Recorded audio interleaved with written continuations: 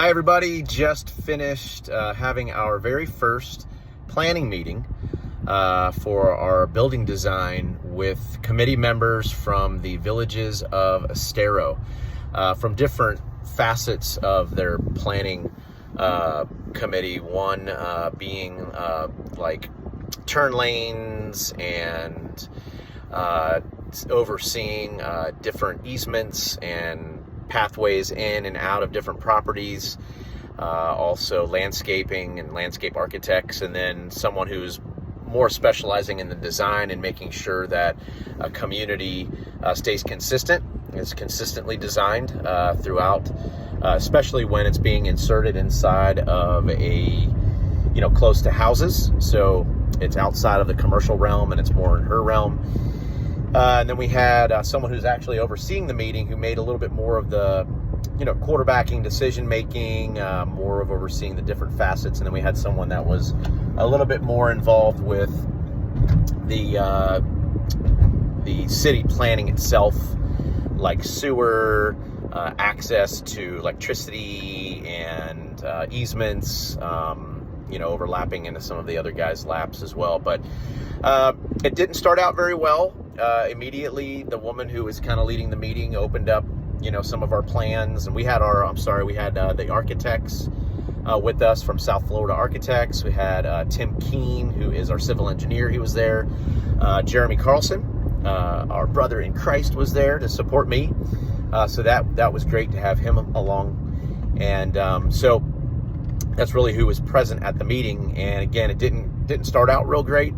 Immediately, the woman who was leading the meeting was kind of adverse to having a church and a preschool within the confines of a housing, closer to houses and being in a developed area there. So as time went on, Tim Keene was showing, we were facing some of the challenges that went along with putting this property there, and got a lot of great answers from the other committee members, and the architect working alongside Tim Keene, saying, well, what if we move the building this way, and what if we adjust, there's going to need to be two entryways into our property from the corner, but the city has been asking for an easement and a use for sidewalk, so maybe we can work together there. And now they're coming up with some other ideas when it comes to maybe sewer installation. So we're getting a little bit closer to getting some answers on the sewer. We don't have all the answers, but we're getting closer to understanding our role there. One good piece of information that I gained from that is that the city will reimburse us for the installation. So if we do install it, they will reimburse us for that. So that's really good news. I mean, we probably have to pay it up front, and we don't know how long it will take them to pay us back, because they'll have to do it through grants and stuff. But they will pay us back. So that's good. And towards the middle of the meeting, I just felt God was prodding me to speak up. I was just watching and listening and feeling like this wasn't going very well. But I think the missing piece was these committee members hearing our vision. And I just gave them our vision of having an impact on the community, of, whatever way that they want the building designed is fine with us. We just want to accommodate their desires so that we can be a part of this community, that we saw how the children are being underserved in Estero, and they all shook their heads. Yeah, there's not enough preschools, there's not enough daycares, and they do not like the daycare that's down the street at the Methodist church. For some reason, they kept on throwing it under the bus. I guess they take advantage of their rights on that corner, which they don't like the buses. There's just a lot that they don't like about how the Methodist church, does business with their daycare. So I think they were relieved to see that we were wanting to serve the community, serve the neighbors, be a part of the solution, not the problem, and any way that we can help and host events. If they, I just really offered up a lot of the things that we've been talking about, and as far as the children, we're not looking at having a low standard location that reflects the public school system. We're looking to install something that would bring in the higher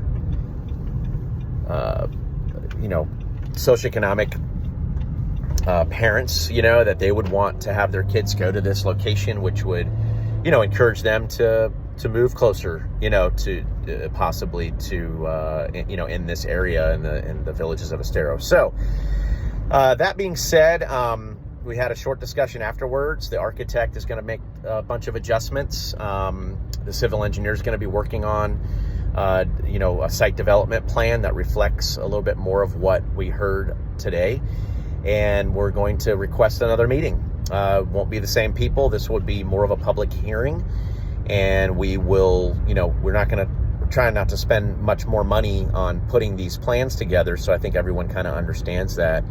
But we may want to start thinking along the lines of a solution as we need to shrink the property size because of the debt service that a large property, not property, but a large building, a large envelope will require.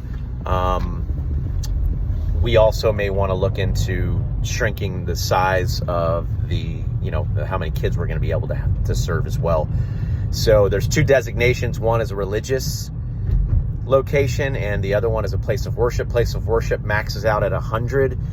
Religious, if it's called a religious organization, that has an unlimited ceiling to how many kids will be able to be within the confines of that building, as per code, and how many inches, and breathing space and all that stuff. That still applies, but it opens up a lot of other opportunities for us to serve the community, like being a location for AA or the shelter. There's lots of other things that we can offer, but it's harder to get that designation. So be praying for the direction at which we need to travel here. We may need to shrink down the building, and that way it will reflect having 100 kids, not shrinking our sanctuary, but shrinking the building itself, but shrinking the size of the preschool. But obviously that would lower the amount of money that we're going to be able to bring in